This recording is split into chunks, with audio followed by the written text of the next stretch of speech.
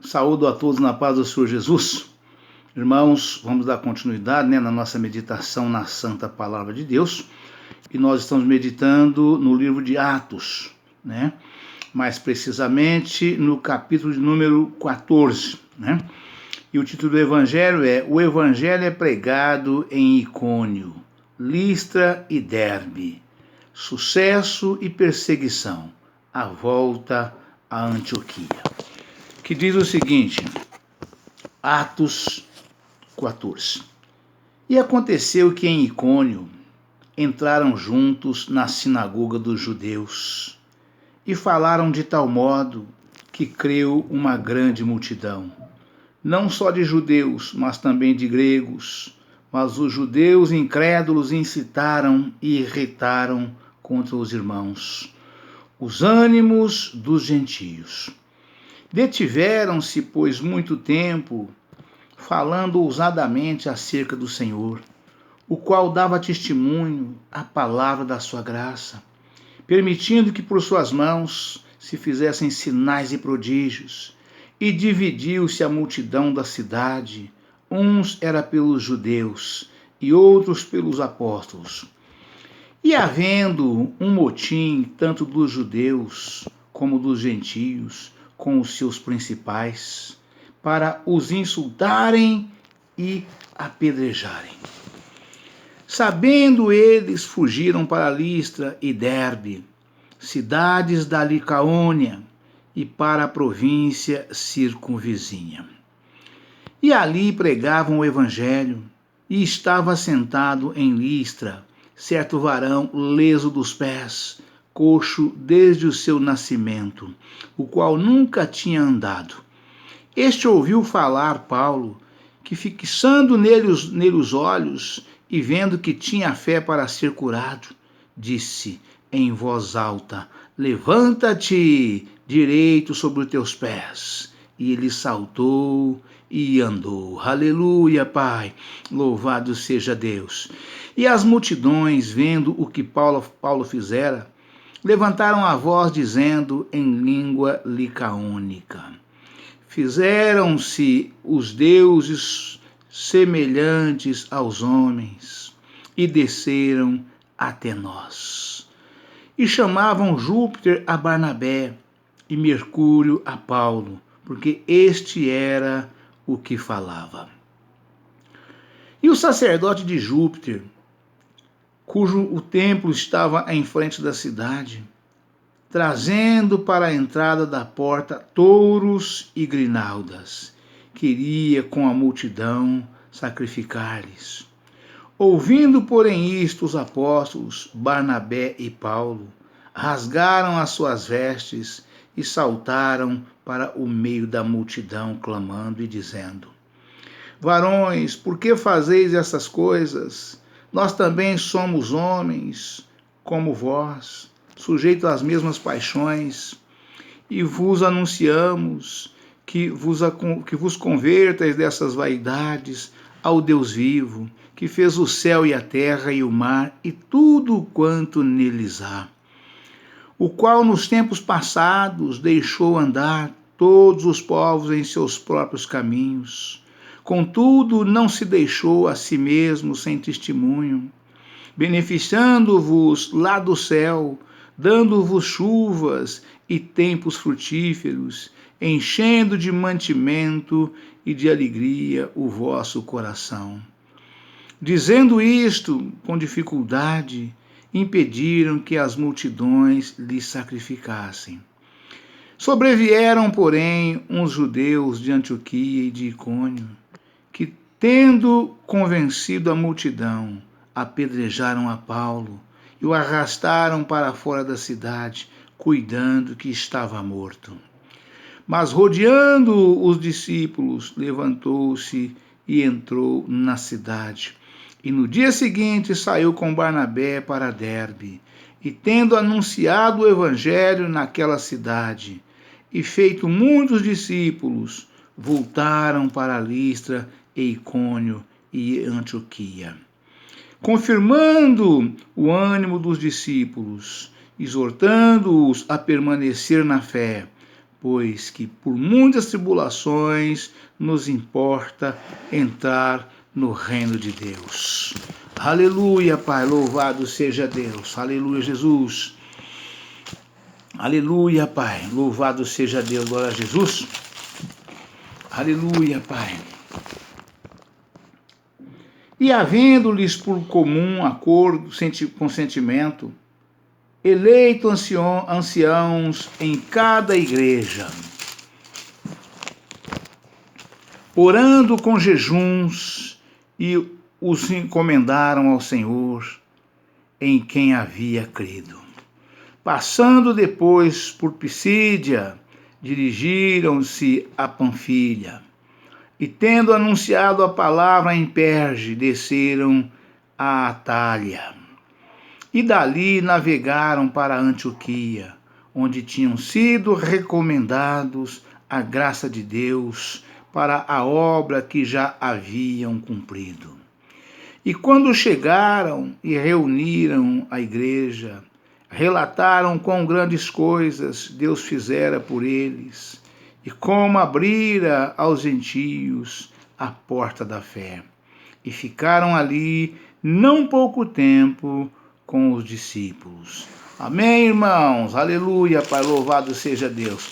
Vamos já passar imediatamente, irmãos, já para as referências, né? Nós já estamos fazendo a leitura dessa mensagem já há alguns dias repetidamente, né? Então todos os irmãos já têm um perfeito entendimento da mensagem, da mensagem de Atos do capítulo número 14, né? Já são, acho que uns 3 dias que nós estamos meditando nesse mesmo capítulo, fazendo a leitura integralmente do capítulo inteiro e as referências relativas ao tempo que eu consigo colocar dentro do meu vídeo, né? Então vamos já partir para as referências a partir do versículo 22.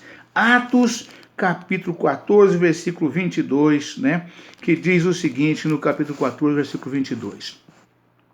Confirmando o ânimo dos discípulos, exortando-os a permanecer na fé, pois que por muitas tribulações nos importa entrar no reino de Deus. Aleluia, Pai, louvado seja Deus. Aleluia, Pai. E orando eles, confirmaram ali, né, os anciãos, né, e havendo-lhes por comum consentimento, eleito anciãos em cada igreja. Aleluia, Pai, louvado seja Deus. Orando com jejum, os encomendaram ao Senhor em que havia crido. Passando depois por Pisídia, dirigiram-se a Panfilha, e tendo anunciado a palavra em Perge, desceram a Atália. E dali navegaram para Antioquia, onde tinham sido recomendados a graça de Deus para a obra que já haviam cumprido. E quando chegaram e reuniram a igreja, relataram quão grandes coisas Deus fizera por eles, e como abrira aos gentios a porta da fé. E ficaram ali não pouco tempo com os discípulos. Amém, irmãos? Aleluia, Pai, louvado seja Deus. Aleluia, Pai, santo é o teu nome, Senhor. Graças te dou, meu Deus. Aleluia, Pai, louvado seja Deus. Por muitas tribulações, aqueles que se dedicam a Cristo como Senhor e que um dia entrarão no reino do céu, hão de sofrer muitas tribulações ao longo do seu caminho, por viverem em meio a um mundo hostil. Tem que se engajar na guerra espiritual. Tem que se engajar na guerra espiritual contra o pecado e o poder de Satanás. Vamos repetir novamente essa referência aqui. Aqueles que se dedicam a Cristo como Senhor e que um dia entrarão no reino do céu, hão de sofrer muitas tribulações ao longo do seu caminho, por viverem em meio a um mundo hostil. tem que se engajar na guerra espiritual contra o pecado e o poder de Satanás. Efésios capítulo 6, versículo 12. Confira em Romanos capítulo 8, versículo 17. Segundo Tessalonicenses, capítulo 1, versículo 4 ao 7. Segundo Timóteo, capítulo 2, versículo 12. Por outro lado, a vida verdadeiramente cristã é uma contínua batalha contra os poderes do mal. Primeiro parágrafo. Os que são fiéis a Cristo, à sua palavra e aos caminhos de justiça, terão problemas e aflições neste mundo. João, capítulo 16, versículo 33. Somente o crente morno ou de meio termo viverá em paz com este mundo. Apocalipse, capítulo 3, versículo 14 ao 17. Segundo parágrafo. O presente mundo ímpio, bem como os falsos crentes, continuarão como adversários do Evangelho de Cristo, até quando o Senhor derrubar o sistema maligno deste mundo na sua vinda. Apocalipse, capítulo 19, versículo 20. Entre mentes, a esperança do crente está reservada nos céus. Colossenses, capítulo 1, versículo 5. E está já prestes para se revelar no último tempo. 1 Pedro, capítulo 1, versículo 5. Sua esperança não consiste nesta vida, nem neste mundo, mas no aparecimento do seu Salvador para levá-lo para si.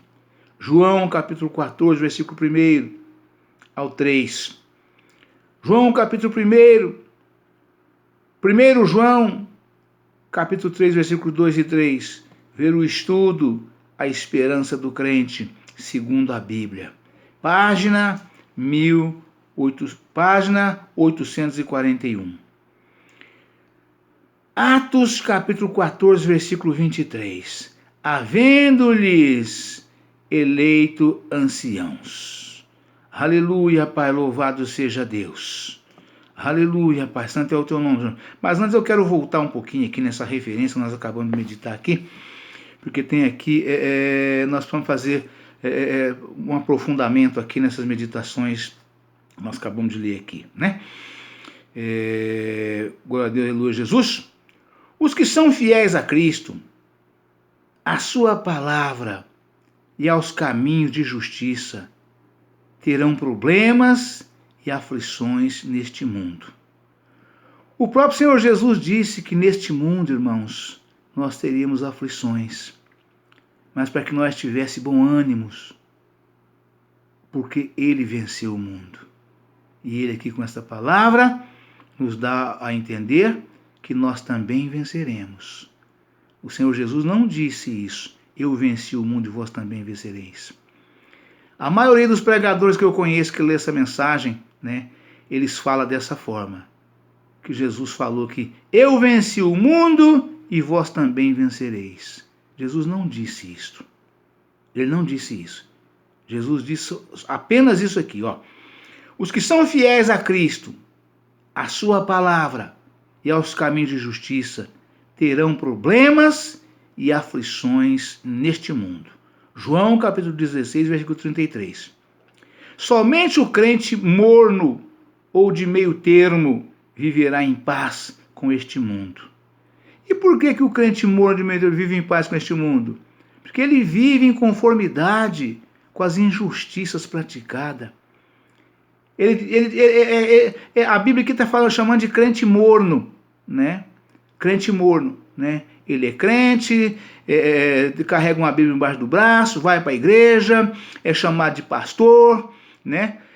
Sobe no altar, prega, né? Mas ele vive em conformidade com as coisas malignas e enganosas deste mundo, né? Ele não só aceita, como também ajuda a fazer dessa forma, conduzir dessa forma, né? A forma contrária à palavra de Deus, né? Os que são fiéis a Cristo, a sua palavra e aos caminhos de justiça terão problemas e aflições neste mundo. Ou seja, o crente fiel, genuíno, real e verdadeiro, ele age exatamente conforme está escrito a orientação de Romanos 12. Não vos conformeis com este mundo, mas transformai-vos pela renovação do vosso entendimento. Aquele crente que se diz crente, né? Que você chega para ele e mostra para ele as coisas erradas que estão acontecendo no mundo. E ele fala para você, não, irmão, isso é assim mesmo. Não, irmão, isso é cumprimento da palavra. Não, irmão, isso não tem jeito não. Se não for pregar doutrina, o povo vai embora. O crente que vive dessa maneira, aqui a resposta para ele é exatamente esta, né? Exatamente esta, né? Somente o crente morno ou de meio termo viverá em paz com este mundo, né? Ele está em paz porque ele vive em conformidade, porque ele é um crente morno. Ele não é quente e nem frio, né? Ele é exatamente aquele e aquela e aquilo que o Senhor disse. Seja frio ou quente, porque morno eu vos vomito. Então vocês serão vomitados pelo Senhor, porque vocês vivem em conformidade com o mundo, né? Vocês vivem aceitando, vocês vivem dando palanque, né? Vocês vivem fazendo praticando as mesmas obras, né? Vocês são crentes mornos, vocês serão vomitados pelo Senhor, porque vocês vivem em conformidade com o mundo. E o Senhor Jesus diz, não vos conformeis com este mundo, mas transformai-vos pela renovação do vosso entendimento, né? Glória a Deus, aleluia, Jesus. Confira em Apocalipse, capítulo 3, versículo 14 ao 17. Segundo parágrafo. O presente mundo ímpio, o mundo atual, o presente mundo ímpio, bem como os falsos crentes, continuarão como adversários do Evangelho de Cristo até quando o Senhor derrubar o sistema maligno deste mundo, na sua vinda. Apocalipse, capítulo 19, versículo 20. Entre mentes, a esperança do crente está reservada nos céus. Colossenses, capítulo 1, versículo 5. E está já prestes para revelar no último tempo. 1 Pedro, capítulo 5, versículo 1 Pedro, capítulo 1, versículo 5. Sua esperança não consiste nesta vida, nem neste mundo, mas no aparecimento do seu Salvador para levá-los para si. João, capítulo 14, versículo 1 ao 3. 1 João, capítulo 3, versículo 2 ao 3. Ver o estudo, a esperança do crente. Segundo a Bíblia, página 841. Atos 14, 23. Havendo-lhes eleito anciãos. Aleluia, Pai. Versículo 23. Né? A consagração de anciãos ou presbíteros, aqui, ministros ou pastores. Vamos ler de novo, irmãos, para que fique claro o seu entendimento e ver quem são essas pessoas que trazem esses nomes, né? E quem vocês ocupando esses lugares, essas posições, né? Havendo-lhes eleito anciãos. A consagração de anciãos ou presbíteros, aqui, ministros ou pastores. É a mesma coisa. Foi feita não somente pela busca da vontade do Espírito, mediante a oração e jejum, como também através de um exame do caráter, dos dons espirituais, da reputação e da vida irrepreensível dos candidatos ao dito cargo. Então, irmãos, vocês vejam que o homem, né, para ocupar essa posição, né, ele precisa ter um caráter irrepreensível. Ele precisa ser irrepreensível, né? A palavra traz várias menções sobre esse caráter do homem para ocupar o cargo de ancião, de presbítero ou de pastor, né? Ele precisa ter um caráter irrepreensível. Um homem com muitas qualificações, dos quais a palavra tem uma palavra específica que traz essas especificações, as qualificações do homem para ocupar uma dessas posições aqui, que todas elas se resumem praticamente numa só, né? E havendo-lhes eleito anciãos, a consagração de anciãos ou presbíteros, aqui, ministros ou pastores, foi feita não somente pela busca da vontade do Espírito, mediante a oração e jejum, como também através de um exame do caráter, dos dons espirituais, da reputação e da vida irrepreensível dos candidatos ao dito cargo. Ou seja, todo homem, irmãos, para ocupar este cargo, o cargo de pastor na igreja, né, de presbítero ou de ancião, né, ele precisa primeiro passar por esse crivo, né, esse crivo da igreja, para ver se a vida desse homem está em conformidade com as necessidades, com as especificações que a Bíblia exige para ocupar esse cargo, né? Se não preencher inteiramente, ele não pode ser colocado em cima do altar. Ele pode ter 99,9% delas. Se faltar uma, ele não está apto para ocupar este cargo, que é o cargo mais alto que existe na igreja, que é o cargo de pastor de uma igreja, né?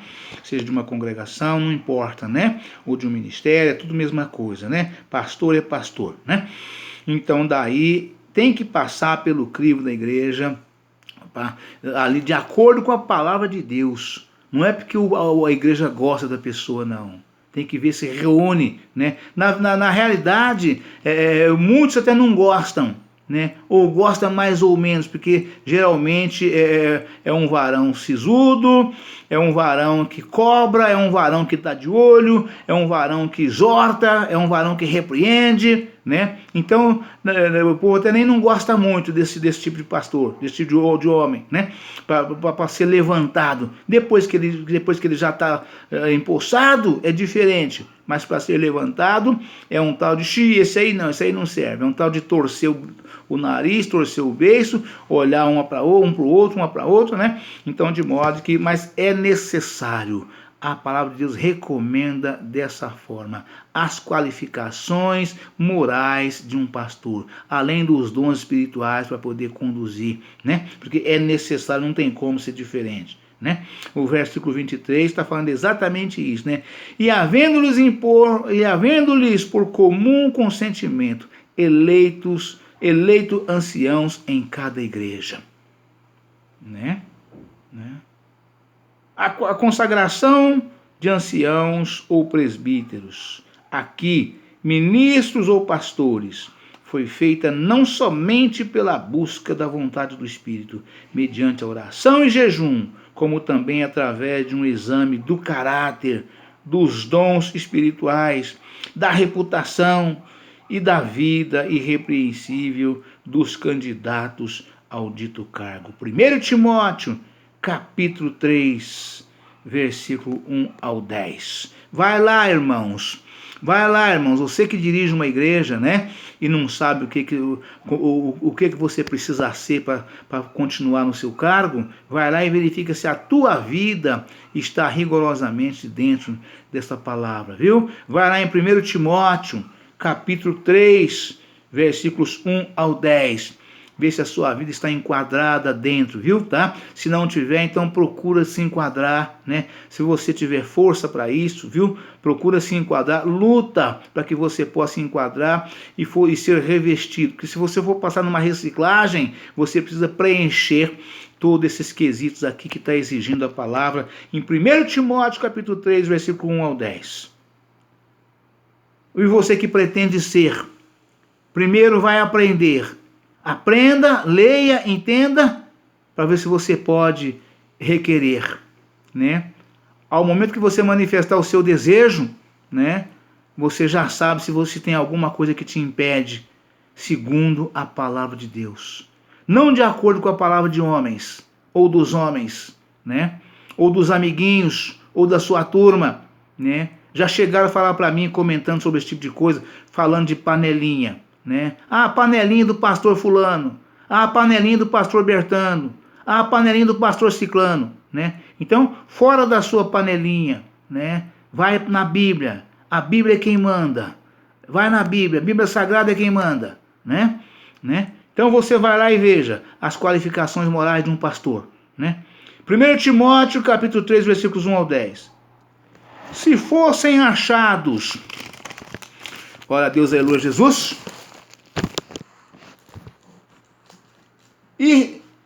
irrepreensíveis, se forem achados irrepreensíveis, seriam consagrados. Ou se fossem, né? Aqui nesse caso, eles pegavam esses candidatos, os indicados, né?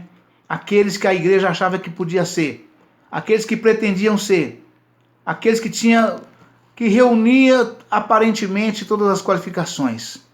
Depois de pessoalmente parecer, aí vamos para a palavra de Deus, para você empossar na sua igreja. Se você é presidente de um ministério e você está à frente de um trabalho, né? Se Deus te colocou ali e você vai colocar nas suas igrejas que você vai abrindo, né? Brasil afora, né?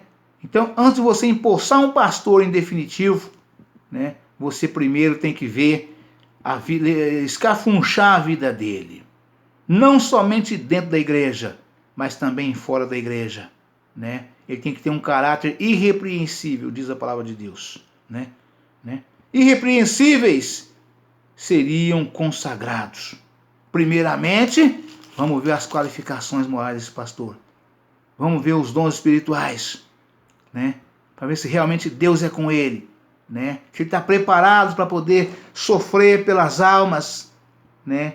Se ele está preparado para poder ir atrás das ovelhas perdidas, caídas, feridas, machucadas e abandonadas, curar suas feridas, jogar nos ombros e trazer para o redil. Se ele estiver preparado dessa forma, então serão separados e consagrados, né? A Jesus, a Deus, para ocupar essa posição, né? A consagração de anciãos ou presbíteros aqui, ministros ou pastores, foi feita não somente pela busca da volta pela vontade do Espírito, mediante a oração e jejum, e como também através de um exame do caráter, dos dons espirituais, da reputação e da vida irrepreensível dos candidatos ao dito cargo. 1 Timóteo, capítulo 3, versículos 1 ao 10. Se fossem achados irrepreensíveis, seriam consagrados. Pelo estudo, Qualificações Morais do Pastor, página 1867. Amém, irmãos? Deus abençoe a todos, um forte abraço. Ficam todos na paz do Senhor Jesus. Amanhã estaremos de volta com um novo vídeo, uma nova mensagem, em nome do Senhor Jesus. Amém?